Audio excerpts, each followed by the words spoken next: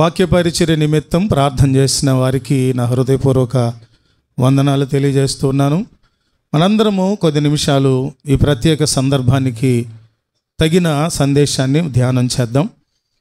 ఈరోజు palm Sunday, మట్టల ఆదివారం. చాలామంది పగటిపూట ఆరాధనల్లో చాలామంది లైవ్లు అంటే ప్రత్యక్ష ప్రసారాలు ఇచ్చినప్పుడు అందరూ విని ఉంటారు, ఎన్నో సత్యాలు చెప్పుంటారు. ఒకవేళ ఏమి వినకపోతే ఇప్పుడు మీరు వినేటటువంటి అంశాలు మట్టల ఆదివారానికి సంబంధించే ఉంటాయి. అయితే ఎన్నో సంవత్సరాలుగా క్రిస్మస్లు, ఎన్నో సంవత్సరాలుగా నూతన సంవత్సరాలు, ఈస్టర్లు, గుడ్ ఫ్రైడేలు, మట్టల ఆదివారాలు జరుపుకుంటూనే ఉన్నాం మనం ఎన్నో సంవత్సరాలుగా. ఇన్ని జరుపుకుంటున్నందువల్ల, ప్రతి సంవత్సరం జరుపుకుంటున్నందువల్ల క్రొత్త ఆలోచనలు ఈ కోణంలోంచి వినాలంటే కష్టమే. క్రొత్త థాట్స్, క్రొత్త ఆలోచనలు వినాలంటే కష్టమే. ఎందుకనంటే క్రిస్మస్లో దొరిలేటటువంటి సంగతులు ఎన్ని చెప్పినా అవి పాతవి అయిపోతాయి. గుడ్ ఫ్రైడేలో, ఈస్టర్లో కూడా అంతే. ఈ మట్టల ఆదివారంలో కూడా ఎన్ని చెప్పినా పాత సంగతులే అవుతాయి. అయితే గమనించాల్సింది ఏంటంటే, పాత సంగతులు అయ్యున్నప్పటికీ ఏదో చెప్పేయాలి, ఏదో బోధించేసేయాలి, ఇంప్రెసివ్గా ఉండాలి, క్రొత్తగా ఉండాలి అనే ప్రయత్నాలు చేసి ఉన్న వచనాలను వక్రీకరించి, ఉన్న వచనాలకు క్రొత్త భాష్యాలు చెప్పి, ఈ మట్టల ఆదివార సందర్భంగా ఉన్న ఆలోచనలు ఉన్నట్లుగా చెప్పి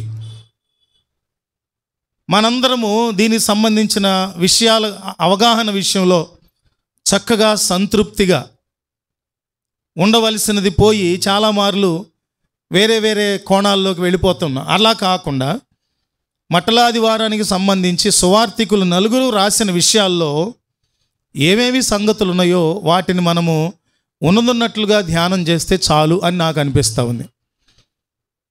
మనం ప్రయత్నం మొదలు పెడితే పరిశుద్ధాత్ముడు ఫుల్ఫిల్ చేస్తారు, వాటిని మనకు వివరించే విషయంలో ఫుల్ఫిల్ చేస్తారు. మత్తయి సువార్త 21వ అధ్యాయము 1 నుంచి 16 వచనాలు కానీ, మార్కు సువార్త 11వ అధ్యాయము 1 నుండి 10 వచనాలు కానీ, లూకా సువార్త 19వ అధ్యాయము 28 నుంచి చివరి వరకు కానీ, యోహాను భక్తుడు రాసిన సువార్తలో 12వ అధ్యాయము 12వ వచనం దగ్గర నుంచి ఉన్నటువంటి వచనాల్లో కానీ, సింపుల్గా 4 వచనాల్లోనే ఉంటుంది యోహాను గారు రాసిన సువార్తలో. ఈ విషయాలన్నిటిలో చూసినప్పుడు యేసుక్రీస్తు ప్రభువారు ఆయన యెరూషలేమునకు సమీపించినటువంటి సమయం, యెరూషలేములో ప్రవేశించిన సమయం, ఎందుకు ప్రవేశించారు, ఎలా ప్రవేశించారు, ఏ విధంగా ఆ ఒలీవల కొండ నుండి యెరూషలేమునకు ప్రవేశించారు, దిగి వెళ్ళారు, అక్కడ జరిగిన సంభవం ఏంటి, ఈ విషయాలన్నీ చూసినప్పుడు అందరికంటే చక్కగా వివరణాత్మకంగా విపులంగా లూకా భక్తుడు డాక్టర్ లూక్ గారు చక్కగా రాశారు. ఆయన వీరెవరూ రాయినటువంటి విషయాన్ని రాశారు. ఏంటంటే, ఆయన యెరూషలేము తట్టు చూచి కన్నీరు విడిచి యెరూషలేము స్థితిగతులను గూర్చి ఒక మాట చెప్పినట్లుగా మనం చూస్తాం. హెచ్చరికతో కూడినటువంటి మాట చెప్పినట్లుగా మనం చూస్తాం. ఈ యేసుక్రీస్తు ప్రభువారు ఆ మట్టలాదివార సందర్భంలో యెరూషలేమును సమీపించిన సందర్భంగా చాలా ప్రవచనాలు నెరవేరాయి. గుర్తుపెట్టుకోవాలి, ఎన్నో ప్రవచనాలు నెరవేరుతూ వచ్చాయి. ఆయన యెరూషలేములో ప్రవేశించుట ఒక ప్రవచన నెరవేర్పు. ఆయన ఆ గాడిద మీద కూర్చుండి అక్కడ ప్రయాణించటము ఒక ప్రవచన నెరవేర్పు. ఆ తరువాత మట్టలతో ఏ విధంగానైతే వాళ్ళు జయ జయ నినాదాలు చేశారో అవన్నీ కూడా ప్రవచనాల నెరవేర్పుగా. అదే సమయంలో అక్కడ ఉన్నటువంటి పిల్లలు, పెద్దలు, శిష్యులు అనేక మంది దేవాది దేవుణ్ణి ప్రభు పేరిట వచ్చు రాజు స్తుతింపబడునుగాక, సర్వోన్నతమైన స్థలములలో జయము అని వారు నినాదాలు చేశారు. దీని లోపెట్టు, బేస్ పెట్టాయా, నినాదాలు చేస్తూ వచ్చారు. అంతేకాదు ఆయన ఆ దేవాలయమును శుభ్రం చేశారు. శుభ్రం చేయటం అంటే అర్థం ఏంటంటే అక్రమము, అన్యాయము, దొంగ వ్యాపారము, మోసము జరుగుతూ ఉండగా ఈ దేవాలయము నా తండ్రి నివాసము, దానిని మీరు దొంగల గుహగా చేశారు అని అక్కడ ఉన్నటువంటి వ్యాపారాలు చేసేటటువంటి వారి వ్యాపారాలన్నింటినీ చెల్లాచెదురు చేసేసి రూకలు మార్చుకునే వాళ్ళని, పావురాలు అమ్మే వాళ్ళని, ఈ గొర్రెలను మేకలను విక్రయం చేసే వాళ్ళని, ఎంత దౌర్భాగ్యం అంటే పావల విలువ ఉన్నటువంటి వస్తువును 3 రెట్లు, 4 రెట్లు, 5 రెట్లు లాభానికి అమ్ముతూ ఉన్నటువంటి సందర్భం. మోసము, దగ, దేవుని మందిరాన్ని వ్యాపార కూడలిగా చేయటం.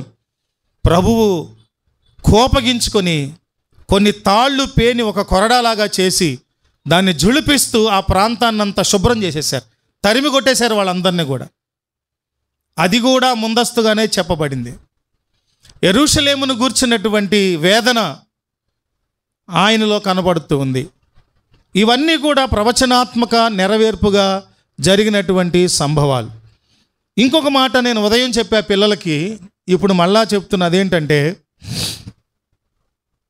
మట్టలాదివారం అనే రోజు జరిగినటువంటి సంభవాల విషయాలు మనం ఆలోచించినప్పుడు అక్కడ జరిగిన సంభవం అంతటిలో ఉన్నటువంటి మూల విషయాలు తీసుకొని వచ్చి ఆ రోజుకు ఒక పేరు పెడదాం అనిపిస్తే మీరైతే ఏం పేరు పెడతారు? యేసుక్రీస్తు ప్రభువారు ఎన్నటెన్నటికీ నిలిచి ఉండే ఏకైక బలియాగం ద్వారా తాను సిలువలో బలి అయిపోవటం అనే విషయాన్ని జరిగించడానికి యేసుక్రీస్తు ప్రభువారు యెరూషలేములో ప్రవేశించారు. ఆ తర్వాత రాజుగా ప్రకటించుకున్నారు. అక్కడ ఆయన ఆ భారవాహకు పసిపిల్ల అయిన గాడిద పిల్ల మీద ఆయన ప్రయాణం చేశారు, ప్రవేశం చేశారు. యెరూషలేము ప్రవేశం. నన్ను పేరు పెట్టమని అడిగితే మట్టలాదివారం అని పెట్టేవాడిని కాదు. నేను ఏమని పెట్టేవాడిని అంటే యెరూషలేము ప్రవేశ దినమను, లేకపోతే విమోచనకు ఆరంభం దినమను, లేదా పరిశుద్ధ వారపు మొదటి దినమను. చాలా కారణాలు ఉన్నాయి కదా అందులో. మట్టలాదివారం అని పెడితే పెట్టారు. నీకు ఎందుకయ్యా బాబు, జరిపించవచ్చు కదా అంటే ఒక జరిగినటువంటి సంభవంలో ప్రాముఖ్యమైనవి ఏమిటి, రెండవ ప్రాముఖ్యమైనది, మూడవ ప్రాముఖ్యమైన సంగతులు ఏంటో అనేది మనం ఆలోచించాలి. నేనేం అపోజ్ చేయట్లేదు, వ్యతిరేకత ఏం కాదు. కానీ ముఖ్యంగా ఆలోచించవలసిన విషయాలు మాత్రం ఖచ్చితంగా ఆలోచించవలసినవే. అవి మనము స్కిప్ కొట్టడానికి వీల్లేనటువంటివి. అందులో ఒకటేంటంటే యేసుక్రీస్తు ప్రభు చెప్పలా బట్టలు పరచండి, గాడిద మీద బట్టలు పరచండి, నేను కూర్చుంటాను. నేను కూర్చుని ప్రయాణించబోయేటప్పుడు ఆ గాడిద నడిచే బాటలో వస్త్రాలు పరచండి, ఆకులు మట్టలు అన్నీ పరచండి, ఖర్జూరపు మట్టలు పరచండి, ఆ మట్టలు పట్టుకొని ఊపుతూ జయమని నాకు చెప్పండి అని ప్రభు చెప్పలా. ఎక్కడన్నా చూసారా? ఆయన ఒకటే చెప్పారు. ఏం చెప్పారు? 2 శిష్యులను పిలిచి వెళ్ళి కట్టబడినటువంటి గాడిద పిల్లను ఇప్పుకొని రండి. ఎందుకు అని యజమాని అడిగితే ప్రభువు నాకు కావలసి ఉన్నది అని మీరు చెప్పండి, అప్పుడు ఆయన మీకు తోలి పంపిస్తారు అని చెప్పారు. దాన్ని మీకు తోలి పంపిస్తారని చెప్పారు. అది అడిగారు ఆయన. ఆయన యెరూషలేమునకు ప్రవేశించడం అనే దాని విషయం చూసినప్పుడు ఆయనకి ఈ విధమైనటువంటి పద్ధతి వీళ్ళు చేయటంలో యూదుల ఆచారం ప్రకారం వాళ్ళు చేస్తూ వచ్చారు. ఈ ఆచారాన్ని చేయమని ప్రభు చెప్పలా. యూదుల ఆచారం ప్రకారంగా ఇశ్రాయేలు ప్రజల మీద కానీ యూదా జనాంగం మీద కానీ ఒక వ్యక్తి రాజుగా నియమింపబడినప్పుడు అతని రాజుగా అభిషేకించి రాజ్యంలోనికి తీసుకొని వచ్చేటప్పుడు చేసే పద్ధతి ఇది. ఏమిటా పద్ధతి అంటే, రాజుగారు ఒక గాడిద మీద, అభిషేకం చేయబడిన రాజు ఆ గాడిద మీద కూర్చున్నప్పుడు వస్త్రాలు పరిచి కూర్చోబెట్టి ఆయన ప్రయాణించి వచ్చేటప్పుడు వస్త్రాలు పరిచి జయ జయ నినాదాలు పలుకుతూ ఈ మట్టలను, ఇంకా రకరకాలైనటువంటి ఖర్జూర మట్టలను, ఇంకా రకరకాలు ఉంటాయి, అవి మీకు చెప్తా నేను. అలా రావటం అనేది, అలా చెయ్యమని ప్రభు చెప్పలా. కానీ ప్రభు గాడిద మీద తీసుకొచ్చి గాడిద మీద ఎక్కేసరికి వీళ్ళకి అర్థమైపోయింది. ఎవరికి అర్థమైంది? అక్కడ సమకూడినటువంటి పిల్లలకు, పెద్దలకు, భక్తులకు, శిష్యులకు అర్థమైంది. కానీ శాస్త్రులు, పరిసయ్యులు, మత నాయకులు, ఈయనలో నేరాలు మోపాలని చూసేవారు పోగై ఉన్నారే, వాళ్ళు ఏమీ చేయట్లేదు. కానీ వాళ్ళకు ఒకటే అసూయ. ఈయన రాజుగా ప్రకటించుకున్నాడు అని వాళ్ళకి అర్థం కాకపోయినా ప్రజలు నినాదాలు చేస్తున్నప్పుడు ఆ నినాదాల్లో వారు ఏం చేశారో విన్నప్పుడు, ప్రభు పేరిట వచ్చు రాజు స్తుతింపబడునుగాక, సర్వోన్నతమైన స్థలములలో జయము. రాజు వస్తున్నాడా? రాజు రావటానికి సూచనగా వీళ్ళు ఇవి చేసేస్తున్నారు. అయ్యో, యూదా సాంప్రదాయం కదా ఇది. ఓహో, వస్త్రాలు పరిచారా? రాజు ప్రయాణించి వస్తుంటే మట్టలు ఊపుకుంటూ నినాదాలు చేస్తున్నారా? రాజు ప్రవేశిస్తున్నాడా యెరూషలేములోనికి అని వాళ్ళందరూ సణుక్కొని గొనుక్కొని ప్రభువుని అడుగుతున్నారు. వీళ్ళందరూ నోరు మూసుకోమని చెప్పు, ఏంటి అరుపులేంటి, కేకలేంటి అని అంటే అక్కడో ప్రవచనం నెరవేరింది. దావీదు చెప్పిన బాలుర యొక్కయు చంటి బిడ్డల యొక్క స్తుతుల మూలంగా నీ ఒక దుర్గమును స్థాపించితివి. ఈయన ఆ రోజు చేసిన యెరూషలేము ప్రవేశ కార్యక్రమంలో ఎన్ని ప్రవచనాలు నెరవేర్పు జరిగినవో. ఈరోజు ఈ మట్టలాదివారం అని పిలువబడేటటువంటి పరిశుద్ధ వారపు ఆరంభ దినంలో ఈరోజు నుంచి రాబోయే ఈస్టర్ వరకు ఉన్న ఈ 7 దినాల్ని హోలీ వీక్ అంటారు. ఏమంటారు చెప్పండి పిల్లలు? హోలీ వీక్ అంటే పరిశుద్ధ వారం. ఈ వారంలో సిద్ధపరచబడటం, ప్రభువుని అప్పగించటం, ఆయనను నేరారోపణలు చేయటం, తీర్పు తీర్చటం, శిలువ మరణానికి ఎక్కించటం, చనిపోయాక పాతి పెట్టడం, శుక్రవారం నాడు పాతి పెడితే ఆదివారపు తెల్లవారుజామున ప్రభువు పునరుత్థానుడై లేవటం, ఈ జరిగిన సంభవాలు జరిగిన వారం ఇది హోలీ వీక్ అంటారన్నమాట. గుర్తుపెట్టుకోవాలి. ఈ హోలీ వీక్లో జరిగిన పరిణామాల కంటే ఈ హోలీ వీక్ మొదటి రోజున జరిగినటువంటి ఆ మట్టలాదివార సంభవం ఇంకొక మాట. దానికంటే యెరూషలేములో క్రీస్తు వారు రాజుగా ప్రవేశించిన సమయంలో మనం నేర్చుకునే 5 విషయాలు మనం ధ్యానం చేద్దాం. ఆ 5 విషయాల కంటే ముందు దీని విషయమై ప్రభువారు ఒక రాజుగా యెరూషలేములోనికి ప్రవేశించే సమయం అది అసలు ఎప్పుడు జరిగింది అంటే, ప్రతి సంవత్సరం కూడా పస్కా పండుగ జరుగుతుంది. ఎక్కడ జరుగుతుంది? యెరూషలేము కేంద్రం, భక్తి కేంద్రం, దేవుని నివాసముగా, దేవుని మందిర నిర్మాణం జరిగిన స్థలం.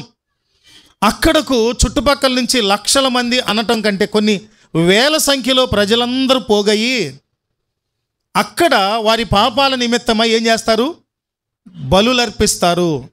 పాప ప్రక్షాళన నిమిత్తం అపరాధ పరిహారార్థ బలులు, పాప పరిహారార్థ బలులు, దహన బలులు, ఇలా బలులర్పిస్తారు.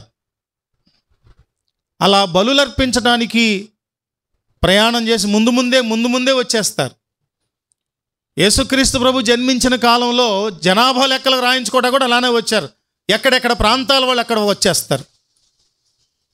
అదే సమయంలో గమనించినప్పుడు ఈ పస్కాను ఆచరించకపోతే, పస్కాను ఆచరించకపోతే వాళ్ళ పాపాలు వారి జీవితంలో అలానే నిలిచి ఉండిపోతాయి అనేటటువంటి చాలా భయం, చాలా జాగ్రత్త కదా.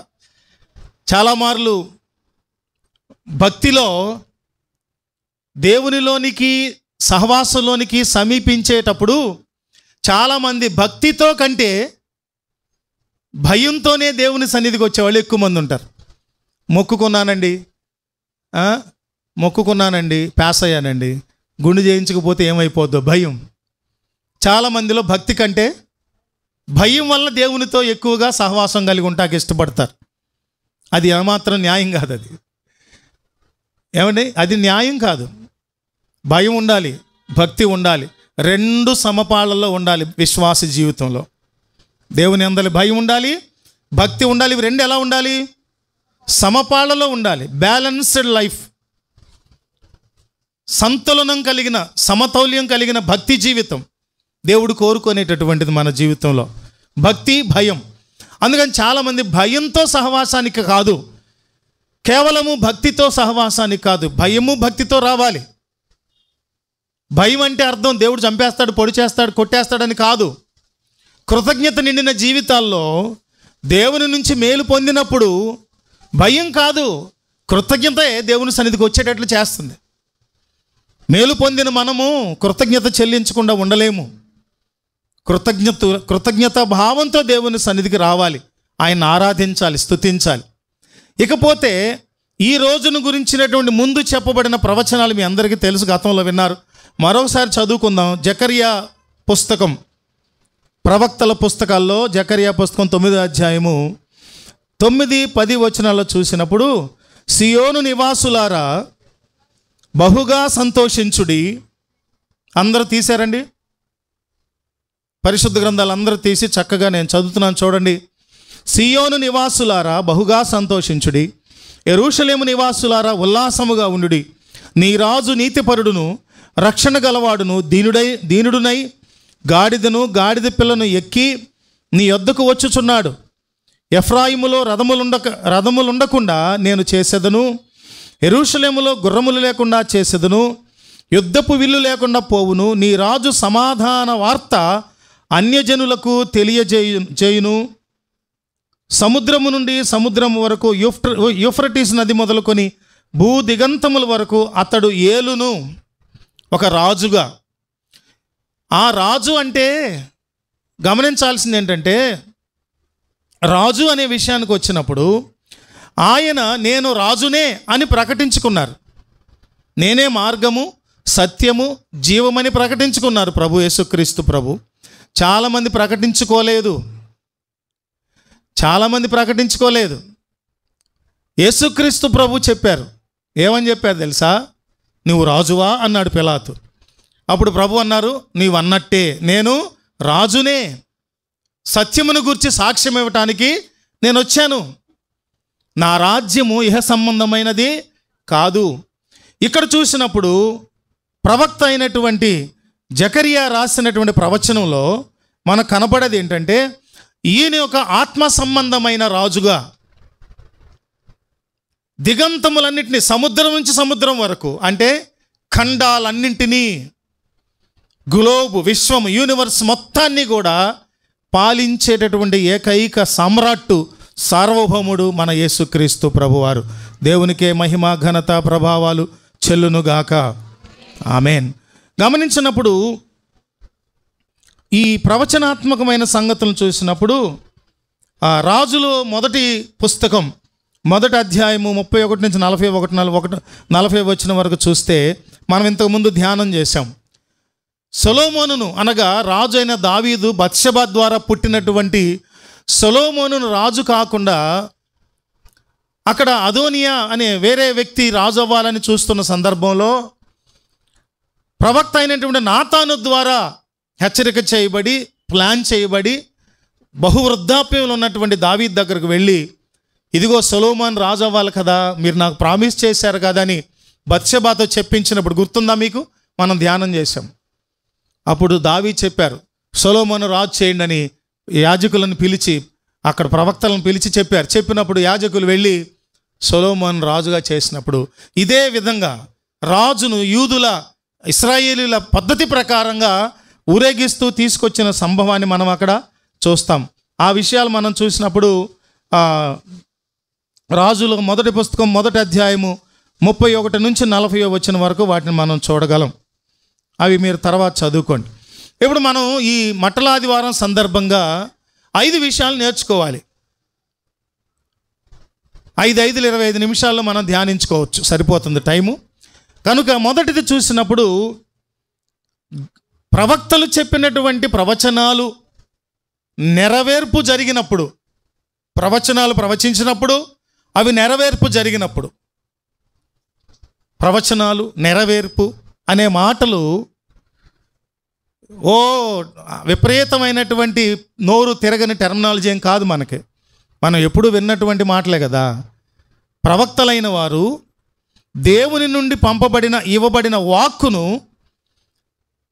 దేవుని జనాంగం యొక్క క్షేమం కొరకు, భవిష్యత్తు కొరకు, ఇప్పటి సంఘాభివృద్ధి కొరకు ముందస్తుగానే దేవుడు జరగబోయే సంభవాలను తాను నియమించుకున్నటువంటి పరిశుద్ధులుగా జీవించిన ప్రవక్తల ద్వారా చెప్పినప్పుడు అవి నెరవేర్చబడవలసిన దినాన దేవుడు వాటిని నెరవేర్చుకుంటూ వచ్చారు.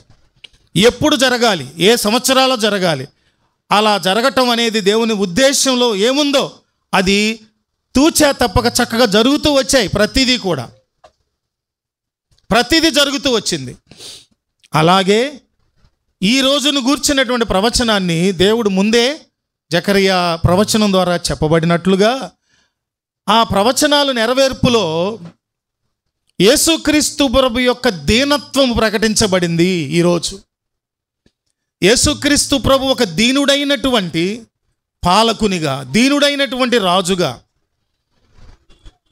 ఆ కాలం నాటి ఆయుధాలు పట్టుకొని శత్రువులుగా వ్యవహరించే వారి మీద దాడులు చేసి వారందరినీ హతమార్చి తాను ఒక సామ్రాట్టుగా, చక్రవర్తిగా, తన శిష్యులను మంత్రులుగా చేసుకొని, సైన్యాధిపతులను చేసుకొని, సైన్యాన్ని సమకూర్చుకొని ఒక రాజుగా పరిపాలన చేద్దామనేది లేదు ఆయనకి.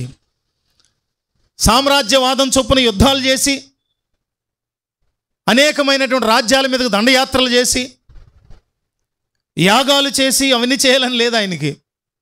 ఆయన ఉద్దేశం ఈ రోజున యెరూషలేములో ప్రవేశించడం, ఒక రాజుగా ప్రవేశించడంలో ఒక దీనుడైన రాజుగా ప్రవేశించాడు. నేర్చుకునే మొదటి విషయం ఇట్స్ క్రైస్ట్స్ హ్యూమిలిటీ. యేసుక్రీస్తు ప్రభు యొక్క దీనత్వాన్ని మనము చూస్తాం. ఫిలిప్పీ పత్రిక 2వ అధ్యాయము 5 నుంచి 11 వచనాలు చదవండి.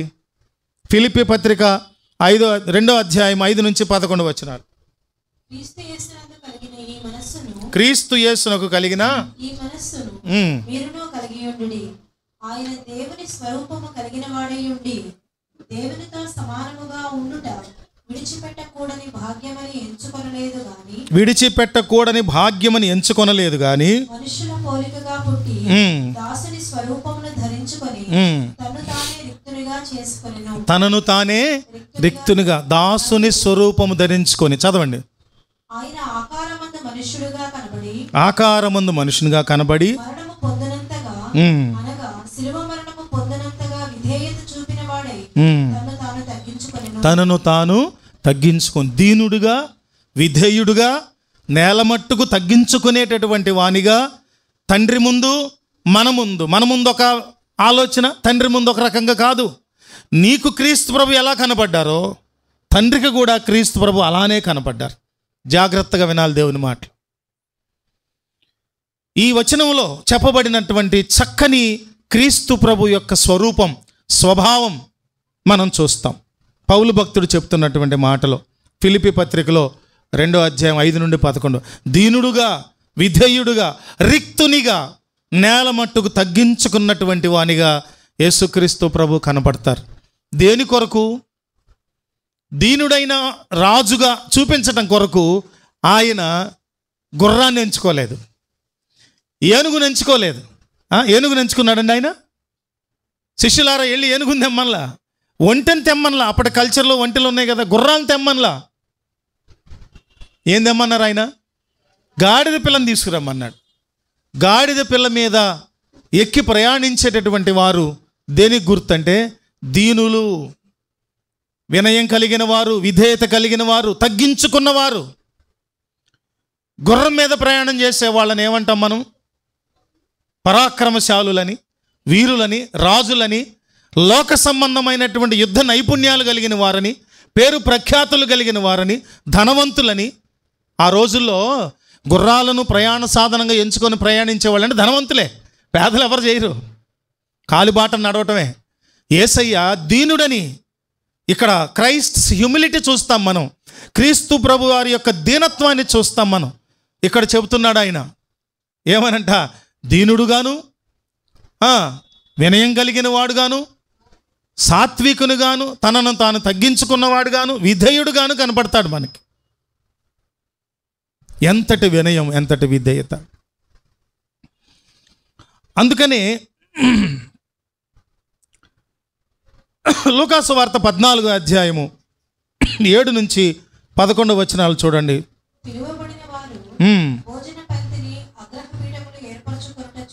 అగ్రపీఠములు ఏర్పరచుకున్నట చూచి చెప్పెను,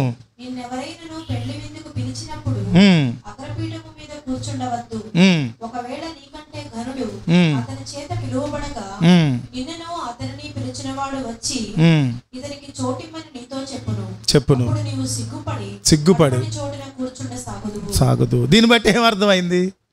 దేవుడు హెచ్చించినప్పుడు హెచ్చింపబడు, దేవుడు కూర్చోబెడితే ఎక్కడ కూర్చోబెడితే అక్కడ ఉండు. కలిగిన దానిని బట్టి హెచ్చిపోవద్దు, లేని దానిని బట్టి కృంగిపోవద్దు. చెప్పుకున్నామే ఎలా ఉండాలి, సంతులనత పాటించాలి, కలిమిలో లేమిలో సమానంగా ఉండాలి. యేసుక్రీస్తు ప్రభు దీనుడుగా వచ్చాడు. ఎక్కడ పుట్టారు ఆయన? పేదరాలైన కన్యక గర్భాన్ని పుట్టారు. పశువుల పాకలో సత్రములో కూడా ఖాళీ లేకపోయినందువల్ల ఆవిడంట ఎక్కడో రోడ్డు మీద ప్రసవిస్తే, ఎక్కడో తెలియని ప్లేస్లో తీసుకొచ్చి సత్రంలో స్థలం లేని ఒక పశువుల పాకలో ఆయనను పరుండబెట్టారట. ఇంత దీనుడుగా, కేవలం వడ్రంగి వృత్తి చేసుకుంటూ కుటుంబాన్ని పోషించారు ఆయన పెద్ద కుమారునిగా, దీనుడుగా. కొండ మీద ప్రసంగంలో ఆయన బోధించారు ఏమని? ఆత్మ విషయమై దీనులైన వారు ధన్యులు, పరలోక రాజ్యం. దీనత్వాన్ని గురించి బోధించిన వారు, దీనత్వాన్ని చూపించిన వారు. ఆయన కన్నీరు విడిచారు. అవునా ఏమండి? కన్నీరు విడిచారా? లాజరు చనిపోయినప్పుడు కన్నీరు విడిచారు ఆయన. అంతేకాదు, ఇప్పుడు ఈ ఊరేగింపు అయిపోయిన తర్వాత ఆయన యెరూషలేము తట్టు చూచి కన్నీరు విడిచారు. యేసయ్యలో హ్యూమిలిటీ ఉంది, దీనత్వం ఉంది. ఈ మట్లాదివారంలో మనం నేర్చుకునే మొట్టమొదటి విషయం ఏంటంటే, క్రీస్తు వారిలో ఉన్న దీనత్వాన్ని, వినయాన్ని, విధేయతను, సాత్వికత్వాన్ని మనం నేర్చుకోవాలి, జ్ఞాపకం చేసుకోవాలి. మట్టలు కాదు, మట్టలకు అలంకరించే పువ్వులు కాదు, మట్టలు పట్టుకొని నినాదాలు చేసేటప్పుడు చేసే నినాదాలు కాదు. ఎందుకు కాదండి అట్లా అంటారేంటండి? అవి స్తుతించిన మాటలే కదంటే, ఈ స్తుతించిన నాలుకలే 5 రోజుల తర్వాత సిలువ వేయండి, సిలువ వేయండి అని కేకలు పెట్టారండి. నీ నోట నా నోట ఏం రావాలి? కేవలము స్తుతులు మాత్రమే రావాలి. కేవలము దేవుని నామమును ఘనపరిచే మాటలే మన నోట రావాలి. దేవునికి మహిమకరమైనటువంటి మాటలు, ఆలోచనలే మనం చేయాలి దేవుని బిడ్డలుగా. ఆ రోజున ఎంత అమాయకంగా సిలువ వేయుడి, సిలువ వేయుడి. అరే బాబు నిరపరాధిరా అంటే నో ప్రాబ్లం, ఆ దోషం మా మీద మా పిల్లల మీద రానివ్వండి, పర్వాలేదు. దారుణం కదా, దారుణాతి దారుణం. అందుకని ఏది ప్రాముఖ్యత అంటే, మొట్టమొదటిది ఏంటంటే ప్రాముఖ్యత క్రీస్తు వారిలో ఉన్న దీనత్వము. గుర్తుపెట్టుకోవాలి, మొదటిది రాసుకోండి, క్రీస్తు వారిలో ఉన్న దీనత్వం. ఇంకా కొన్ని రెఫరెన్స్లు ఉన్నాయి కానీ అవన్నీ నేను చాలా ఉండే సమయం సరిపోదు. రెండవది ఏంటంటే, యోహాను సువార్త 18వ అధ్యాయం 37వ వచనం చూసినప్పుడు యేసుక్రీస్తు ప్రభు యొక్క రాజు, ఆయన రాజు. పగడాల ప్రవీణ్ గారు చివరిలో చేసిన ప్రసంగాల్లో, నేను న్యూయార్క్ సిటీలో దిగాను, ఆ న్యూయార్క్ సిటీలో చూస్తే అబ్బబ్బబ్బబ్బా ఏమి బిల్డింగులు, ఏమి వైట్ హౌస్ ఉంటుంది కదా, అమెరికా ప్రెసిడెంట్ హౌసు, ఆ ఫ్లైట్ దిగితే చూస్తే అబ్బాబ్బా మా డాడీ, మా రాజు, నా రాజు, మా నాన్న, ఎంత రమ్యమైన దేశం మా నాన్నది. ఇదిగో వాషింగ్టన్ డీసీ వెళ్ళాడు, అక్కడ ఫ్లైట్ దిగితే కళ్ళు సరిపోవట్లేదు, మా నాన్న సృష్టించిన దేశం. అమెరికాని కాదు, ఇండియాలో కూడా భారతదేశంలో ఉన్నటువంటి సంపదలు, భారతదేశంలో ఆ సంస్కృతి గొప్పతనాలు ఇవి చూసి అబ్బాబ్బాబా మా నాన్న, మా రాజు. యేసుక్రీస్తు ప్రభువు రాజు. ఆయనలో రాజే కాదు, ఇంకా గుణాలు ఉన్నాయి. ఎవరైనా 3 లక్షణాలు: రాజు, చెప్పండి, ప్రవక్త, ప్రధాన యాజకుడు. రాజు, ప్రవక్త, ప్రధాన యాజకుడు. మనందరం కూడా రాజులైన యాజక సమూహమే. ఇందులో దేవుడు కొంతమంది ప్రవక్తలను కూడా చేశారు, ఇందులోనే కొంతమందిని లిటరల్గా రాజులను కూడా చేశారు. ఉన్నారా? రాజులు ఉన్నారా లేరా? అమెరికా ప్రెసిడెంట్ రాజైనా కాదండి, క్రైస్తవుడేనా? మరి ఇంకేం డౌట్ ఏంటి? యేసుక్రీస్తు ప్రభు రాజు, ప్రవక్త, యాజకుడు. మనలను కూడా రాజులుగా, ప్రవక్తలుగా, యాజకులుగా చేశాడు. దేవునికి స్తోత్రం కలుగును గాక. కింగ్షిప్ ఆఫ్ క్రైస్ట్, యేసుక్రీస్తు ప్రభు యొక్క రాజు గుణం,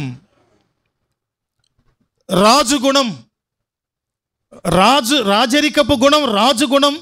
ఆయన రాజుగా ప్రవేశించారు.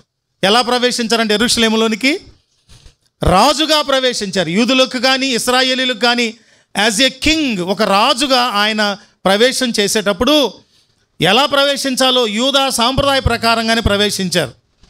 ఆయన ఒక గాడిద మీద ఎక్కి రావాలనుకొని సిద్ధపరిస్తే చుట్టుపక్కల సమకూడిన వాళ్ళందరూ యూదా రాజు ఏ విధంగా యెరూషలేములో రాజ్యంలోనికి ప్రవేశిస్తారో అలాంటి ఏర్పాటు చేశారు. ఏం చేశారు? గాడిద మీద వస్త్రాలు పరిచారు, దారిలో వస్త్రాలు పరిచారు. యేసయ్య దాని మీద ఎక్కి కూర్చుంటే వాళ్ళందరూ మట్టలు పట్టుకొని, ఖర్జూరపు మట్టలు పట్టుకొని నినాదాలు చేశారు. ఏమని చేశారు? చదివారుగా మనం. ఏమని చేశారంట? దావీదు కుమారునికి ప్రభు పేరట వచ్చు రాజు స్తుతింపబడును గాక, పరలోకమందు సమాధానమును, సర్వోన్నతమైన స్థలముల్లో మహిమయు ఉండునుగాక. ఎవరు చేశారు ఇంతకుముందు ఇదే స్తుతులు, ఇదే నినాదాలు? యేసుక్రీస్తు ప్రభు పుట్టినప్పుడు పరలోకములోంచి దూతల సైన్య సమూహాలు దిగి వచ్చి భూమి మీద ఆయనకు పాటలు పాడారంట. సర్వోన్నతమైన స్థలములలో దేవునికి మహిమయు, ఆయనకి ఇష్టలైన మనుషులకు భూమి మీద సమాధానం కలుగునుగాక అని పాటలు పాడారు. ఇప్పుడు కూడా వీరు ప్రభు పేరట వస్తున్నటువంటి రాజైన క్రీస్తు ప్రభు వారికి జయము చెబుతున్నారు. మనం కూడా చెప్దాం. ఏమని? యేసయ్యకే జయం, యెరూషలేమునకు రాజుగా ప్రవేశిస్తున్న యేసయ్యకే జయం. చెప్పరంటండి పిల్లకాయలు. యెరూషలేమునకు రాజుగా ప్రవేశిస్తున్న యేసయ్యకే. సరిపోలా. ఆ రోజున వాళ్ళు కేకలు పెడుతుంటానంట. ఏమని రాశారు? ఒక సువార్తికుడు భూమి దద్దరిల్లిపోయిందని రాశారు. ఒక సువార్తికుడు రాశారు. వాళ్ళు నినాదాలు చేస్తుంటే ఎవరు రాశారు? యోహాను భక్తుడని రాసింది. భూమి ఏమైపోయిందంట? దద్దరిల్లిపోయేటట్లుగా నినాదాలు చేశారంట. ఆ నినాదాలకి అక్కడున్న మత నాయకులకి గుండెల్లో రైళ్ళు పరిగెత్తినాయి వాళ్ళకి. ఏంటిది? మన రాజరికపు వ్యవస్థకు, మన యాజక వ్యవస్థకు, మన మత వ్యవస్థకు విఘాతం కలిగిస్తాడా ఒక రాజు ఉండగా ఇంకొక రాజా అని అన్నారు. ఇక్కడ యోహాను సువార్త 18:37 చూస్తే పిలాతు దగ్గరికి వెళ్ళినప్పుడు 37వ వచనంలో అంటారు, పిలాతు అడుగగా నీవన్నట్టు నేను రాజునే, సత్యమును గూర్చి సాక్ష్యం ఇచ్చుటకు నేను పుట్టితిని, ఇందు నిమిత్తమే ఈ లోకానికి వచ్చాను, ప్రతివాడు నా మాట వినును. అది తర్వాత ఆయన సత్యం అంటే ఏంటి అన్నాడు. మళ్ళీ అదంతా తర్వాత సబ్జెక్ట్ అనుకుందాం. నీవు రాజువా అంటే నేనే రాజుని అన్నాడు. ఆయన్ని అలా ఎందుకు అడిగాడంటే ప్రజలు చెప్తున్నాడు, ఇదిగో ఈయన రాజు అని డిక్లేర్ చేసుకున్నాడు. రాజద్రోహం. దేవుణ్ణి డిక్లేర్ చేసుకున్నాడు. దైవద్రోహం. ఈయన పిలాతు అధికారాలను, ఇక్కడ ఉన్నటువంటి పాలకుల యొక్క చట్టాలను ధిక్కరించాడు. అధికార ద్రోహం 3 నేరాలు. ఏంటది చెప్పండి? రాజద్రోహం, దైవద్రోహం, అధికార ద్రోహం. దైవద్రోహం అంటారేంటండి? ఈయనే దైవం అయితే. రాజద్రోహం అంటారేంటండి? ఈయనే రాజు అయితే. అధికార ద్రోహం అంటారు, ఈయనే అధికారి అయితే. సమస్తము ఆయనే. మన జీవితాలకు సమస్తం ఆయనే.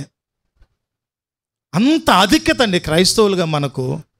ఒక అధికారి అయినా, ఒక రాజు అయినా, ఒక ప్రవక్త అయినా, ఒక యాజకుడైనటువంటి అన్ని లక్షణాలు ఇమిడి ఉన్నటువంటి ఏకైక సత్యదేవుడు యేసుక్రీస్తు ప్రభువారు. దేవునికి స్తోత్రం కలుగునుగాక.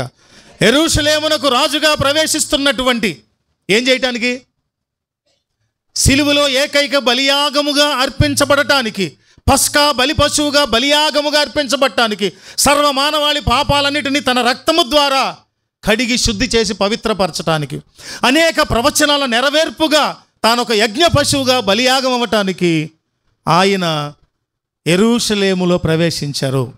ఒకటేంటి? యేసుక్రీస్తు ప్రభు యొక్క దీనత్వాన్ని చూస్తాం ఇందులో. రెండవది ఏంటంటే యేసుక్రీస్తును రాజుగా చూస్తాం. ఎటువంటి రాజు అంటే సత్యమును అనుసరించే రాజు, నీతితో, నియమముతో, సత్యముతో పాలించేటటువంటి రాజుగా చూస్తాము. దీనినే దానియేలు కూడా ప్రవచించాడు. ఈ రాజుగా ప్రవేశించే సంగతిని దానియేలు కూడా ప్రవచించారు. ఏమని? 7వ అధ్యాయము 13-14 విషయాలు చూడండి. 13-14 వచనాలు. రాత్రి కలిగిన దర్శనములను నేను ఇంకా చూచుచుండగా ఆకాశ మేఘారుడై మనుష్య కుమారుని పోలిన ఒకడు వచ్చి ఆ మహావృద్ధుడగు వాని సన్నిధిని ప్రవేశించి ఆయన సముఖమునకు, సర్వోన్నతుడైన దేవాది దేవుని పక్కన ఉన్నాడట మహావృద్ధుడు. ఎవరైనా? తండ్రి అయినా యెహోవా దేవుడు. దాని గురించి ప్రకటన గ్రంథం 1వ అధ్యాయం 17వ వచనంలో చూస్తాం మనం. ఆ దేవుని వర్ణన. యోహాను భక్తుడు ఆత్మవశుడుగా పైకి పిలువబడినప్పుడు ఆ దర్శనాన్ని చూస్తూ అంటాడు, ఆయన దేహం ఎలా ఉందంట? చదవండి 17వ వచనం నుంచి. ప్రకటన గ్రంథం 1వ అధ్యాయం.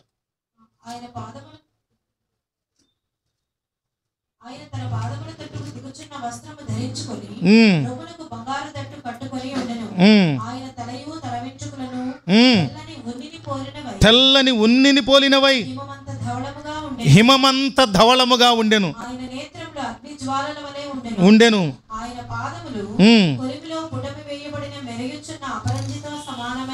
బాబా ఇవన్నీ చదువుతుంటే నాకు అనిపిస్తుంది, ఎంత వయసు అయ్యా నీది అని అడిగితే ఆయన్ని.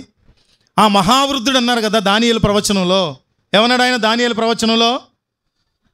ఆయన ప్రభు ఒకడు వచ్చి, ఆయన మేఘారుడై మనుష్య కుమారుని పోలిన ఒకడు వచ్చి ఆ మహావృద్ధుడగు వాని సన్నిధిని ప్రవేశించి ఆయన సముఖమునకు తేబడెను.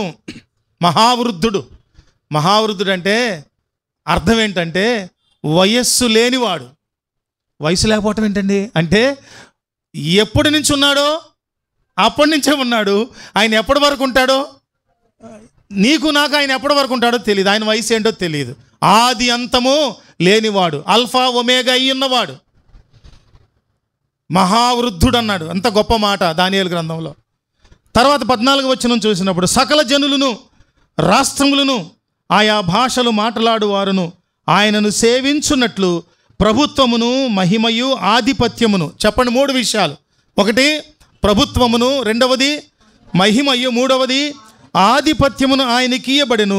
ఆయన ప్రభుత్వము శాశ్వతమైనది, అది అన్నిటికీ తొలగిపోదు. ఆయన రాజ్యము ఎప్పుడునూ లయము కాదు. ఈయన ఏ రాజు ఇప్పుడు? మహిమరాజు. చెప్పండి గట్టిగా, గట్టిగా చెప్పండి. మహిమరాజు.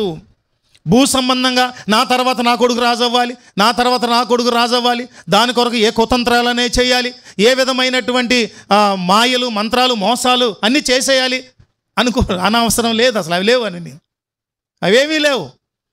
ఒకే ఒక రాజు యేసుక్రీస్తు ప్రభువు. ఆయనకు ప్రభుత్వము, మహిమ, ఆధిపత్యం అన్నీ ఇవ్వబడ్డాయి. ఆయన శాశ్వతమైన ప్రభుత్వం కలిగిన వాడు, ఎన్నటెన్నటికీ తొలగిపోనటువంటి ప్రభుత్వము. ఆయన రాజ్యము ఎన్నటికీ లయము కాదు. హేరోదుకు అర్థం కాల, పిలాతుకు అర్థం కాల. ఈయన ఎవరట? మహిమరాజు, శాశ్వతుడైన రాజు. బైబిల్లో చదివితే రాజులు 50 ఏళ్ళు పరిపాలించారు, 30 ఏళ్ళు పరిపాలించారు, 40 ఏళ్ళు పరిపాలించారు, కొందరు 5 ఏళ్లే పరిపాలించారని రాసి ఉంటాయి కదా. యేసుక్రీస్తు యొక్క పరిపాలన, రాజ్యము, అది ఏ రాజ్యం? అది అంతము లేని రాజ్యం. చెప్పండి, ఏ రాజ్యం అది? అంతము లేని రాజ్యము, మోసము లేని రాజ్యము, కరువు లేని రాజ్యము, కన్నీరు లేని రాజ్యము. ఇది ఎక్కడదండి అంటే అందులో మనం ఉండబోతున్నాం. దేవునికి స్తోత్రం కలుగును గాక. ఆ రాజ్యం ఎందుకు, ఆ రాజు ఎందుకంటే మనందరం కూడా శాశ్వత కాలము నివసించబోతున్నాం ఆ రాజ్యంలో. అంతటి గొప్పదైన రాజ్యంలో మనం ఉండబోతున్నాం. ఆయన రాజుగా యెరూషలేములో ప్రవేశించారు. దానిలో రెండవది. మూడవది చూసినప్పుడు యేసుక్రీస్తు ప్రభు శ్రమలకు ఆరంభము. అది ఈ హోలీ వీక్ అన్నాం కదా. ఈ హోలీ వీక్లో ఈ మూడవ పాయింట్ ఏంటంటే నేర్చుకునేటటువంటి, ఈ రోజులో మట్టలాదివారం అనే ఈ రోజును జ్ఞాపకం చేసుకుంటూ దీనిలో నేర్చుకునే మూడో విషయం ఏంటంటే the start of Jesus sufferings. యేసుక్రీస్తు ప్రభు శ్రమలు అనుభవించటం ఆరంభమైనటువంటి రోజే ఈరోజు. ఈ రోజు నుంచి మనము యేసయ్య శ్రమలను జ్ఞాపకం చేసుకుంటూ ఉంటాం. శ్రమలను ధ్యానించటం, జ్ఞాపకం చేసుకోవటం. సాధ్యమైనంత మేరకు ఈ దినాల్లో మనము ప్రభు మన కొరకు పడిన శ్రమలు జ్ఞాపకం చేసుకుందాం. అందరూ పాటించినట్టు లెంట్ డేస్ పాటించలేదు కదండి మనం. అంటే లెంట్ డేస్ కాదు, ఈ హోలీ వీక్లో మనము ప్రభు శ్రమలను జ్ఞాపకం చేసుకోవాల్సిన బాధ్యత ఉంది. ఇక్కడ చూసినప్పుడు ఈ హోలీ వీక్లో జరిగిన సంభవాల్లో యేసయ్య శ్రమలు ఆరంభమవుతున్న ఈ రోజు నుంచి అని చెప్పుకున్నప్పుడు 4 విషయాలు చూస్తాం. ఒకటేంటి తెలుసా? యోధా యేసయ్యను అమ్మేయటం. యోధా యేసయ్యను, అవునా, జరిగిందా లేదా? మనం యోధాని వెనకేసుకొచ్చామని అనక్కర్లేదు, కానీ యోధా యేసయ్యను అమ్మే విషయంలో చాలా సింపుల్గా ఆలోచించాడు. అందరిలాగే ఇలాగా అప్పగించేస్తే పట్టుకొని కొన్ని కొరడా దెబ్బలు కొట్టేసి, లేకపోతే కొన్ని చట్టాలు వేసి కొంత ఫైన్ వేసి ఎట్లా కొట్లా వదిలేస్తారనుకున్నాడు. కానీ ఆయనను శిలువ మరణానికి అప్పగించడం చూసేసరికి నిరపరాధి అయినటువంటి ప్రభువుని అప్పగించేశాననే బాధ లోపల రగులుకొని ఏమైపోయాడంట? ఉరిపోసుకొని మధ్యకు బద్దలైపోయి మనిషి పేగులు బయటకు వచ్చి దుర్భరమైన చావు చచ్చిపోయాడు. నేను యోధా ఇస్కరియోతును తలుచుకుంటున్నప్పుడల్లా హృదయంలో భారం అనిపిస్తుంది. చాలామంది యోధా ఇస్కరియోతులు ఉన్నారు ఈ రోజుల్లో, సంఘాల్లో ఉన్నారు, బయట ఉన్నారు. వీళ్ళందరికీ కలగవలసిన కోణంలో పశ్చాత్తాపం కలగదు. అనవసరమైన విషయాల్లో పశ్చాత్తాపం కలుగుతుంది, కానీ పాపము విషయమైన పశ్చాత్తాపంలో వారు ముందుకు రారు. ఎప్పుడైతే యోధా యేసుక్రీస్తు ప్రభువును అప్పగించాడో, ప్రభు భోజనంలో కూర్చున్నప్పుడు కూడా నేనా అన్నాడు. ఏమన్నారు? యోధా నేనేనా? కనుక అది శ్రమలకు ఆరంభమే. ప్రభు హృదయంలో అది ఒక వేదన. దొంగ అన్నాడు, మోసగాడు అన్నాడు. కోశాధికారిగా పెట్టారు, ప్రభు ట్రెజరర్గా పెట్టారు. ట్రెజరర్గా పెడితే ఏం చేస్తున్నాడంట? సంచులు దొంగిలిస్తున్నాడట. ఇక్కడ చూస్తే రెండవది ఏంటంటే పేతురు కూడా బొంకాడు. ఎన్నిసార్లు? 3 మారు బొంకాడు పేతురు. అది కూడా వేదన. ప్యాషన్ ఆఫ్ ద క్రైస్ట్ సినిమాలో చూసినప్పుడు ప్రభువారు ఆ శిలువ మించి పడిపోయినప్పుడు ఎప్పుడో పేతురు బొంకింది చూపించరు మనకు ఆర్డర్లో. స్క్రీన్ ప్లే భలే చేశారు. బొంకింది చూపించకుండా ప్రభువారు శిలువలో యాత్ర జరుగుతూ ఉన్నప్పుడు యెరూషలేము వీధుల్లో పేతురు ఒక చోట కనపడతాడు. ఈయన పడిపోయినప్పుడు అలా చూసినప్పుడు పేతురు కనపడతాడు. పేతురు కనపడిన వెంటనే ఆ సీన్లోకి తీసుకెళ్తాడు. పేతురు బొంకటం, నాకు తెలియదు యేసయ్య ఏంటో.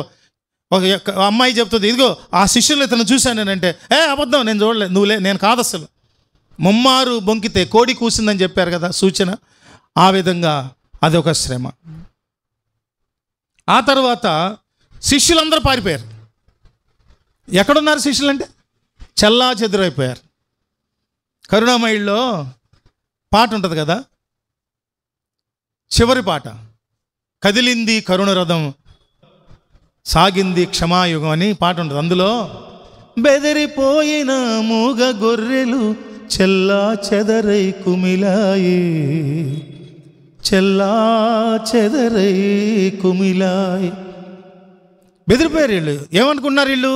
యేసయ్యతో కలిసి తిరిగినప్పుడు, 5 రొట్టెలు 2 చేపలు 10,000 మందికి పంచినప్పుడు, నీలం ద్రాక్షరసంగా మార్చినప్పుడు, చచ్చిపోయిన వాళ్ళని బతికించినప్పుడు, గుడ్డివారిని బాగు చేసినప్పుడు, పక్షవాయు రోగులను బాగు చేసినప్పుడు, బెతెస్తా కోనేరులో బాగు చేసినప్పుడు, ఇన్ని చేసినప్పుడు అబ్బాబ్బా భలే రాజు దొరికాడురా మనకి, మనల్ని శిష్యులుగా అంగీకరించాడురా. ఇంక చూడు మనకందరికీ రాజ్యాలు, పట్టు వస్త్రాలు, బంగారు నాణ్యాలు, వజ్ర వైడూర్యాలు, ఇదేరా మన జీవితం, ఆహా ఓహో అనుకున్నారు. హృదయాల నిండా సంతోషం, ఈ దారిద్ర్యం పోద్ది మనకు అనుకుంటారా? అనుకున్నారు.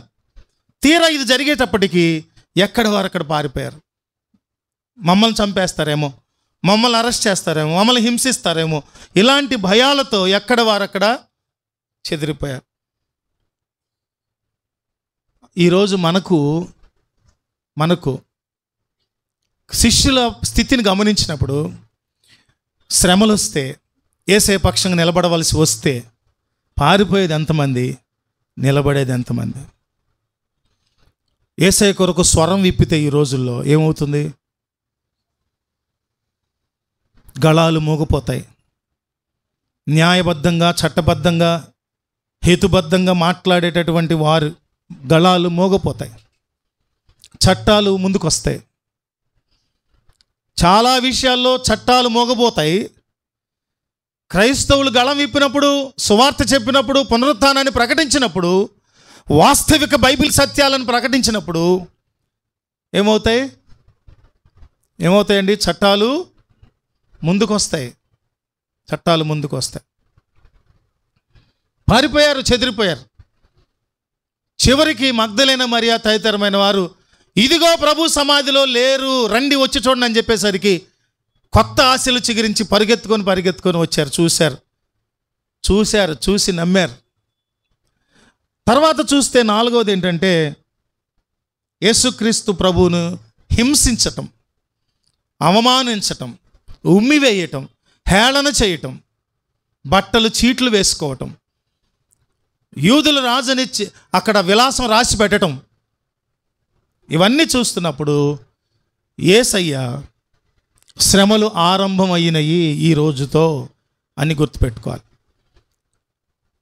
అందుకని చాలామంది మట్టలు పట్టుకొని జయము జయమని నినాదాలు చేస్తూ క్రీస్తును ప్రకటించడం, ప్రభువారిని ప్రకటించడం చేయాలి.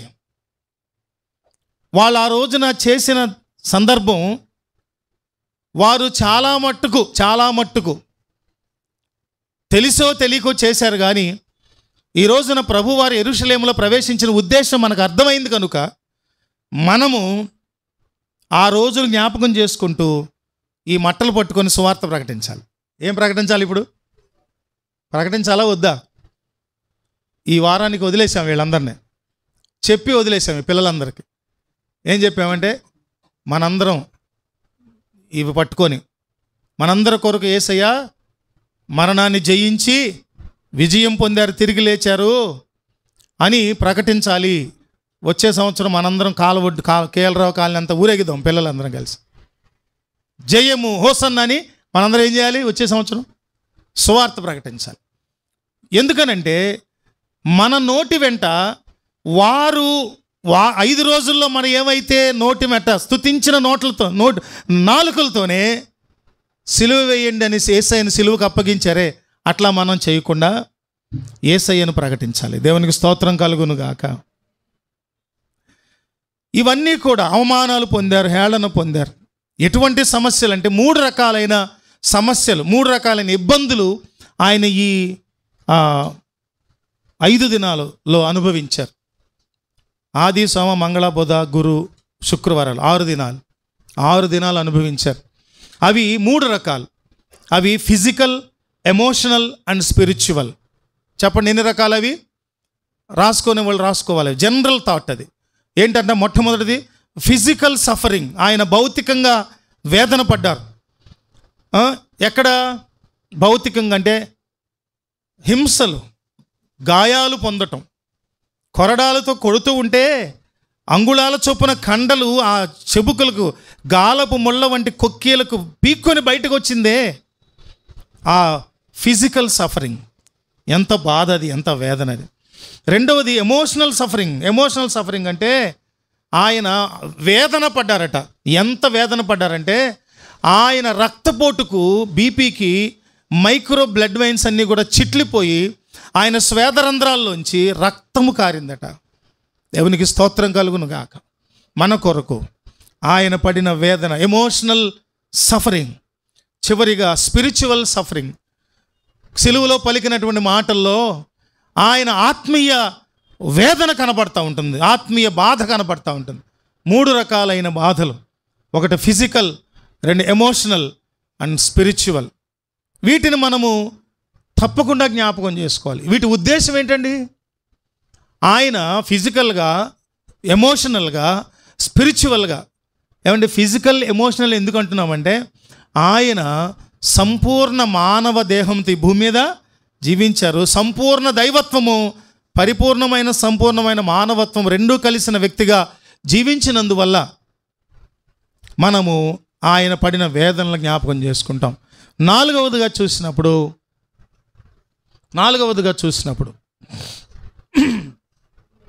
మనుషుల యొక్క తీవ్ర బుద్ధి అన్నాడు.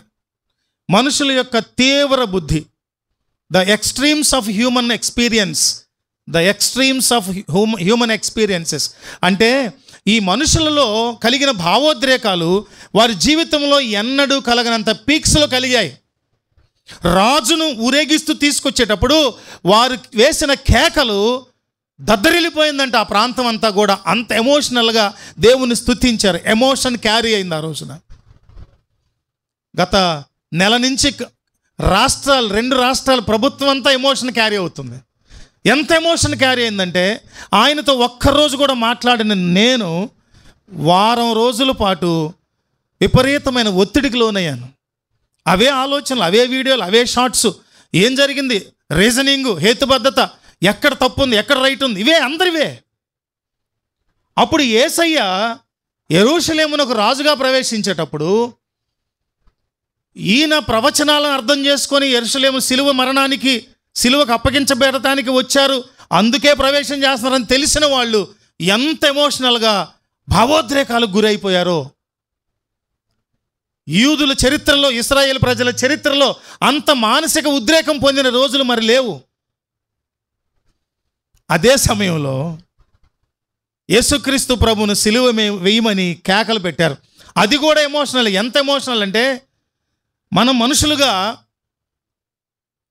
వివాహం జరిగింది, నూతన దంపతులుగా నాకు నా భార్యకు మంచి పిల్లలు పుట్టాలి, వాళ్ళు మంచివాళ్ళు అవ్వాలి, చదువుకోవాలి, ఉద్యోగాలు చేయాలి, గొప్పవాళ్ళు అవ్వాలి, వారు దాంపత్య జీవితంలోకి వెళ్ళాలి, వారి పిల్లలు పుట్టాలి, వారి పిల్లలు పుట్టాలి, ఇది జరగాలి, అందరూ బాగుండాలి అనేది కదా మనం కోరుకుంటాం. ఆ రోజున వాళ్ళు ఎంత ఎమోషనల్గా కోరుకున్నారంటే ఆయన చంపేయండి, దాని ద్వారా వచ్చే శాపం ఏదైనా ఉంటే మా మీద, మా పిల్లల మీద ఉండును గాక. దాన్ని ఏమంటారంటే స్వీయ శాపం అన్నమాట. స్వయంగా శాపాన్ని మీదేసుకున్నారు. తెలిసి పెంట పూసుకుంటాడు ఎవడైనా బుద్ధిహీనుడు? తెలిసి కారం ముఖాన్ని జల్లుకుంటాడు ఎవడైనా? దొంగల మీద జల్లుతారు. కానీ తెలిసి దుర్గంధపూరితమైన ఆ బురదల్లో, పెంటల్లో తిరుగుతామా? కోరుకున్నారండి వీళ్ళు, కోరుకున్నారు. అందుకని ప్రభువు యెరూషలేమును సమీపించి ఏడ్చి చెప్పారంట ఒక మాట, ఓ యెరూషలేమా, నీవైనా ఇప్పుడైనా సమాధాన సంబంధమైన సంగతులు తెలుసుకోపోతే నీకు శ్రమ. రాయి మీద రాయి నిలిచి ఉండని దినాలు వస్తాయి, జాగ్రత్త. నీకు ఈరోజు కూడా యెరూషలేములో పచ్చిగడ్డేస్తే బగ్గుమనే పరిస్థితులే తప్ప, ఇంకా మందిరం థర్డ్ టెంపుల్ కట్టాలని వాళ్ళు, డోమ్ ఆఫ్ ద రాక్ మాదని, ఇది మాదని, వీళ్ళేమో రుజువులు చూపించడం. పూర్వకాలంలో మా పితరుల స్థలం ఇది, మా వాళ్ళు ఎక్కడున్నారు, మా వాళ్ళు అక్కడ. యుద్ధాలు, ముస్లింలు వాళ్ళు వీళ్ళు కొట్లాడుకోవడం. ఈ రోజున ఎట్లా ఉందంటే యుద్ధాలు జరుగుతూనే ఉన్నాయి. ఇప్పుడు కూడా జరుగుతూనే ఉన్నాయి. ఏం చేయాలి? అందుకని వీళ్ళల్లో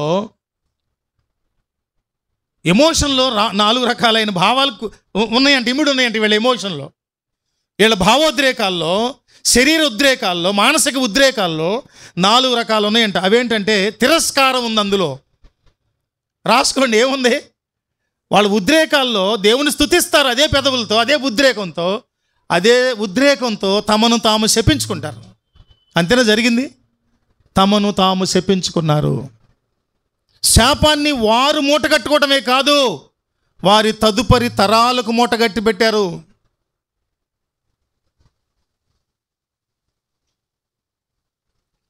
వారిలో తిరస్కారం పెరిగిపోయింది ఈ ఉద్రేకాల ద్వారా. రెండవది,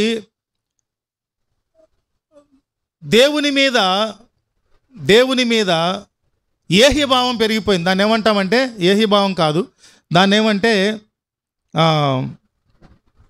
మోసం చేసే గుణం. యోధా ఇస్కరియోతు చేసింది అదేగా, మోసం చేసేసే గుణం, మోసగుణం పెరిగిపోయింది. ఆ తర్వాత దేవుణ్ణి ఎరగననేటటువంటి తిరస్కారంతో కంటే కూడా దేవుణ్ణి ఎరగననేటటువంటి అబద్ధపు బతుకు కూడా ఉండిపోయింది వాళ్ళల్లో, ఆ గుణాల్లో. ఆ తర్వాత అక్రమం యొక్క ఫలితం, తిరస్కారం యొక్క ఫలితం, అబద్ధం యొక్క ఫలితం ఏంటంటే రోగం, శాపం. ఏమొచ్చింది?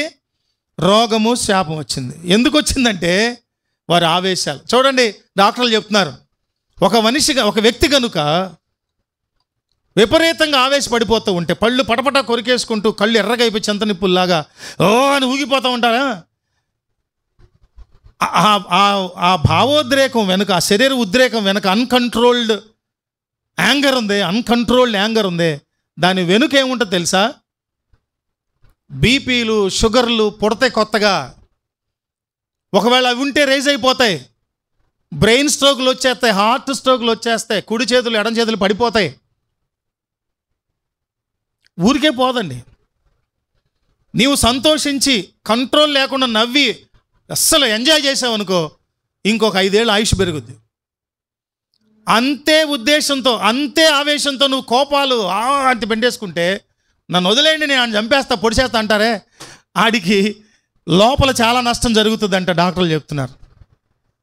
చివరిది, 5వది ముగింపులో,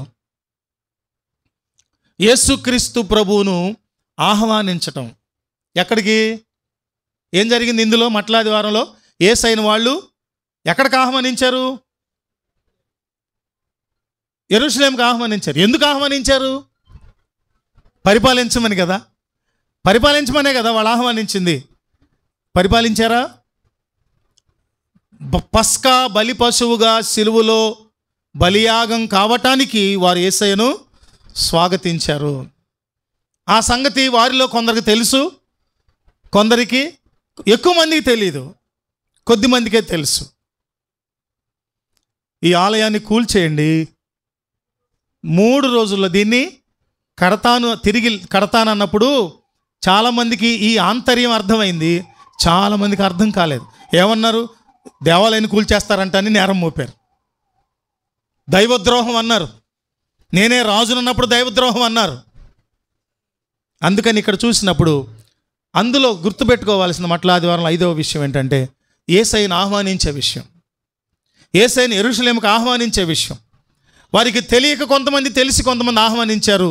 కానీ ఆయన వచ్చింది దేనికంటే, పస్కా బలి పశువుగా సిలువలో బలిగా అర్పించబడుట కొరకు. ఈరోజు ఈ 5వ విషయంలో ప్రశ్నతో మనం ముగించుకుందాం సందేశం. ఏంటి ఆ ప్రశ్న అంటే, నీవు యేసయ్యను ఆహ్వానించగలవా? ఇప్పటికే ఆహ్వానించిన వారు ఎందుకు ఆహ్వానించారు? ఆహ్వానించిన ప్రభువుని నీ హృదయంలో, నీ జీవితంలో ఏ స్థానం ఇచ్చి ఉంచారు? ఆ స్థానము దేవునికి మహిమ కలిగేటట్లుందా? ఆ స్థానము నీవు దీవింపబడేటట్లుందా? ఆ స్థానము ప్రభువును చాటేటటువంటి ఒక పత్రికగా ఉందా? ఎలా ఉందని మనం ప్రశ్నించుకోవాలి. యేసుక్రీస్తు ప్రభువును ఎందుకు వారు ఆహ్వానించారు? వాళ్ళు తెలిసి ఆహ్వానించిన వాళ్ళు, తెలియక ఆహ్వానించిన వాళ్ళు ఉన్నారు. నోటికి వచ్చినట్టు ఎమోషనల్గా వాగేశారు, స్తుతించేశారు. సర్వోన్నతమైన స్థలంలో మహిమ కలగాలి, దేవుని పేరట, ప్రభు పేరట వచ్చేవాడు స్తుతింపబడాలి, హోసన్నా జయము అన్నారు. హోసన్నా అంటే ఏంటి? జయము, విక్టరీ అని కేకలు పెట్టారు కదా. తెలిసి స్తుతించిన వాళ్ళు. మనం తెలిసి స్తుతిస్తున్నామా, తెలియకుండా స్తుతిస్తున్నామా? ఇప్పుడున్న మనం ఆన్సర్, తెలిసి స్తుతిస్తున్నాం. కాబట్టి ఆ స్తుతిలో లేదా దేవుణ్ణి, ప్రభువారిని యెరూషలేమునకు ఆహ్వానించే విషయంలో, ఆత్మీయంగా మన జీవితాల్లోకి ఆహ్వానించే విషయంలో మొదటి ప్రయోజనం ఏమై ఉండాలంటే నిత్య జీవమై ఉండాలి. ఒకటేమై ఉండాలి? నిత్య జీవం, ఇటర్నల్ లైఫ్, మోక్షరాజ్యం. మోక్షరాజ్యం, పరలోక రాజ్యానికి వెళ్ళాలంటే ప్రభువును మన జీవితంలోనికి ఆహ్వానించాలి. ఇప్పటికే ఆహ్వానించినట్లయితే ఏం చేయాలంటే ప్రభువుతో సహవాసం కలిగి ఉండాలి, ప్రభువును కలిగి ఉన్న వారితో సహవాసం కలిగి ఉండాలి. అది దేవుని ఉద్దేశ్యం. రెండవది ఏంటంటే ఆత్మ సంబంధమైన ఆశీర్వాదాల కోసం యేసయ్యను ఎందుకు ఆహ్వానించాలి మన కుటుంబంలోకి, మన జీవితంలో కంటే? ఒకటి నిత్య జీవం కొరకు, రెండవది ఆత్మ సంబంధమైన ఆశీర్వాదాల కొరకు, మూడవది ఏంటంటే సంఘ సమాజ అభివృద్ధి కొరకు, సంఘము యొక్క, సమాజం యొక్క అభివృద్ధి కొరకు. నాలుగవది చూసినప్పుడు ఆయన సువార్తను, ఆయన వార్తను, ఆయన రక్షణ వార్తను, ఆయన పునరుత్థాన వార్తను, విజయ వార్తను లోకానికి చాటడానికి ఆయన ఆహ్వానించాలి. ఆయన ఆత్మ మనకు తోడుగా వచ్చినప్పుడు మనము ఆయన సువార్తను, పునరుత్థానాన్ని చాటగలం. ఆయన పునరుత్థానాన్ని ధైర్యంగా చాటినందుకు ఆది అపోస్తలులు హతసాక్షులు అయిపోయారు. నేడు కూడా హతసాక్షులు అవుతున్నారు.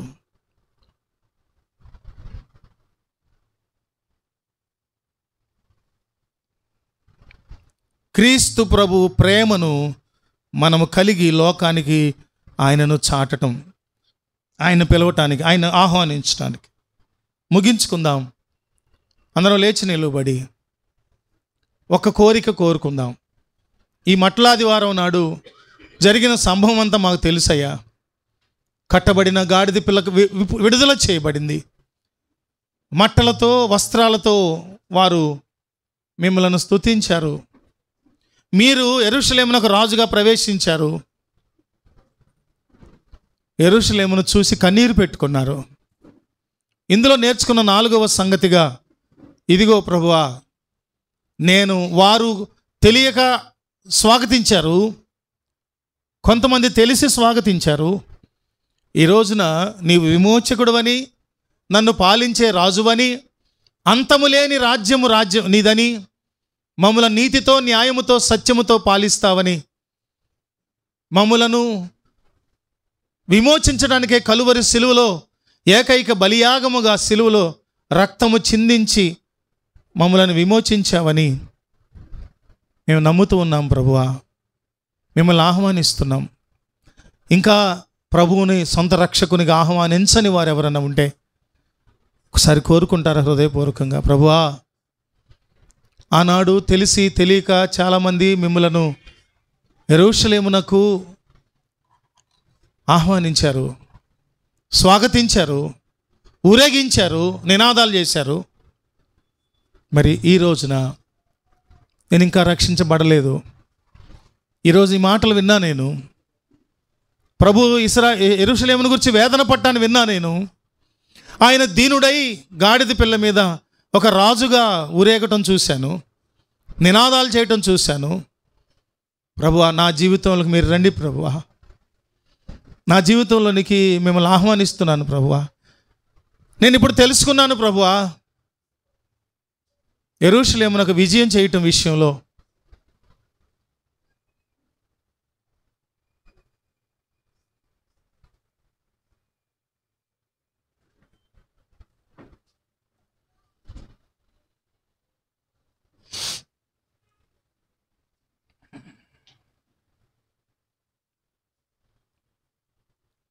పాపరహితుడైన ప్రభువుగా. నీదు రాజు నీతితో దోషమేమియు లేకయే, నీదు రాజు నీతితో దోషమేమియు లేకయే, పాపరహితుడు ప్రభు వచ్చుచుండే.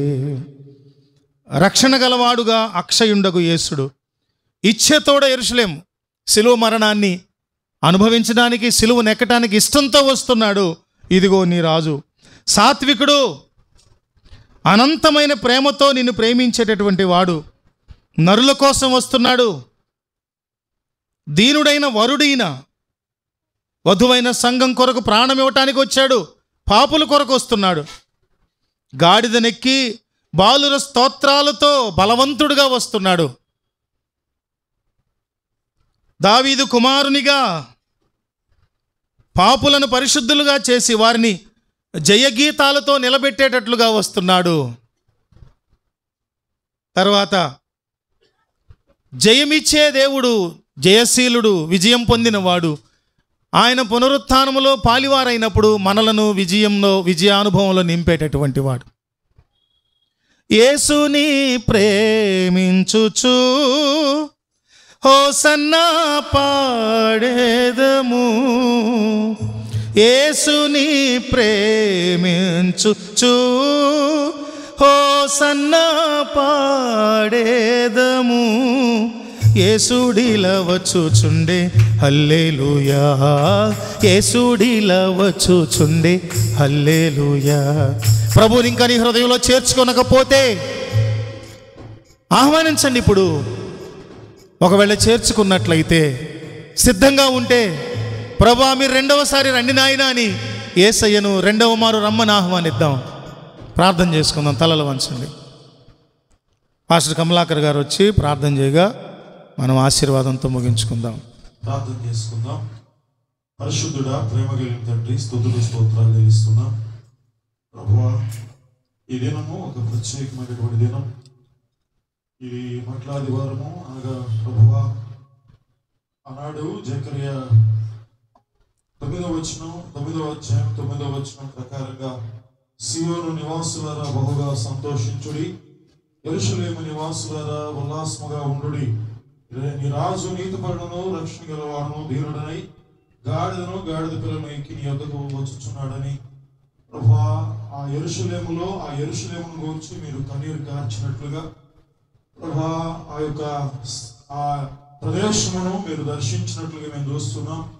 అక్కడ కట్టబడినటువంటి గాడిద పిల్లను ప్రభువా మీరు విడిపించినట్లుగా మేము అక్కడ చూస్తూ ఉన్నాము. నాయన నీకు స్తోత్రాలు.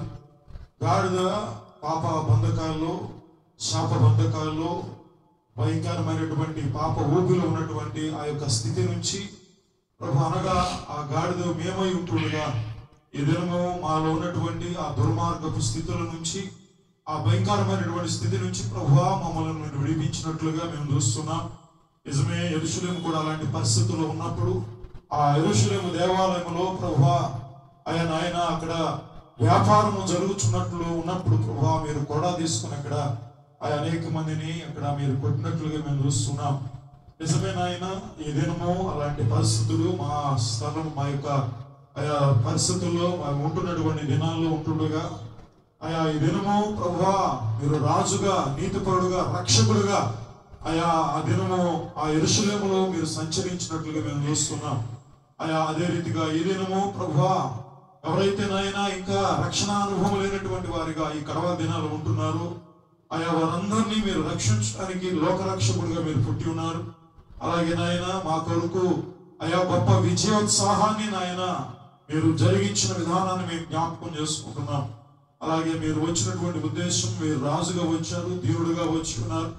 అలాగే నాయన ఇంకా అనేకమైనటువంటి సందర్భాల్లో ప్రభువా మీరు వచ్చినటువంటి విధానాన్ని మీ దాసుల ద్వారా చక్కగా మేము తెలియజేయబడి ఉంటుండగా ఆ మాటలు మేము విని నిజమే ప్రభువా మేము ఇంకా ఆనాడు అక్కడ ఉన్నటువంటి ప్రజలు ఆయన మిమ్మల్ని చూచినటువంటి వారు అనేక మంది అక్కడ కనబడుచున్నారు. సిలువ వేయుడని కేకలు పెట్టి ఉన్నారు, మూర్ఖ జనంగా ఉంటున్నారు. అయినప్పటికీ తండ్రి వీరేమి చేయించున్నారు, వీరెవరు కనుక వీరిని క్షమించమని మీరు సెలవిచ్చారు ప్రభా. అదే స్థితి ఈ దినము మేము ఉన్నట్లయితే మమ్మల్ని క్షమించండి, మన్నించండి ప్రభా.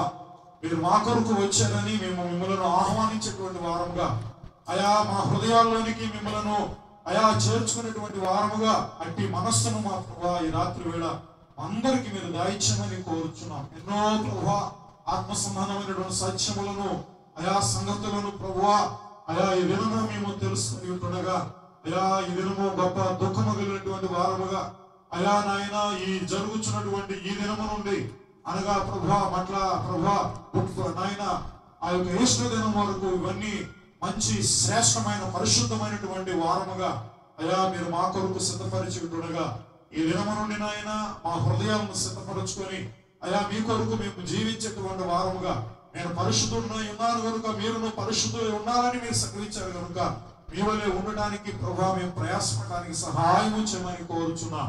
ఈ రాత్రి వేళ ఎవరిని విడిచిపెట్టదు ప్రభా. ప్రతి ఒక్కరి హృదయాల్లో మీ వాక్యము అయా తాకి ఉంటుండగా ఈ రాత్రి వేళ వారి హృదయంలో ప్రభా ఆత్మ సంబంధమైనటువంటి సంగతులను మీరు లేవనెత్తమని ప్రార్థన చేస్తున్నాం. అయా మంచి శ్రేష్టమైనటువంటి అయా బహుగా కన్నీరు గార్చేటువంటి విశ్వాసులుగా ఆనాడు నాయన యెరూషలేము వీధుల్లో అయా అనేక మంది మిమ్మల్ని గురించి విచారం చేసినప్పుడు అయా నాయన అలాంటి విచారణ కొరకు మీరు అంటున్నారు కదా, నా కోసం ఏడవద్దని, మీకోసం మీ పిల్లల కోసం ఏడవమని మీరు సెలవిచ్చారు.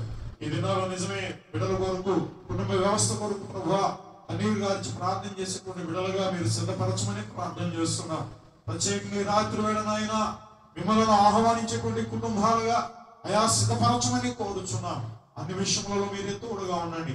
మీ దాసుని మీరు బలపరిచి చక్కటి అయా వాక్య సందేశము ప్రభా ఈ మట్లాది వారం ఆనాడు యెరూషలేములో జరిగినటువంటి ఆ శ్రేష్టమైనటువంటి సంగతులు, ఆత్మ సమానమైనటువంటి సంగతులను ఈ దినము మీ దాసులు బయలుపరచుకోగా అట్టి జీవితమును ఈ రాత్రి వేళ మేమందరము కలిగి అయా మీ కొరకై మేము జీవించేటువంటి వారముగా, మీ కొరకై ప్రభువా మేము ఎదురు చూసేటువంటి వారముగా, అయా రక్షణ ఆనందము కలిగినటువంటి వారుగా ముందుకు వెళ్ళడానికి సహాయం చేసి మీరే మహిమ పొందమని యేసు నామములో అడిగి వేడుకొనుచు ప్రార్థన చేస్తున్నాము తండ్రి. ఆమేన్. సృష్టికర్తయగు తండ్రి ప్రేమ, కుమారుడైన క్రీస్తు వారి కృప, పరిశుద్ధాత్మ దేవుని నిత్య అన్యోన్య సహవాసం కూడిన మనకును సకల పరిశుద్ధులకును సదాకాలము తోడయుండి నడిపించి మహిం పొందునుగాక. ఆమేన్. అందరికీ వందనాలు. ఒకరికొకరు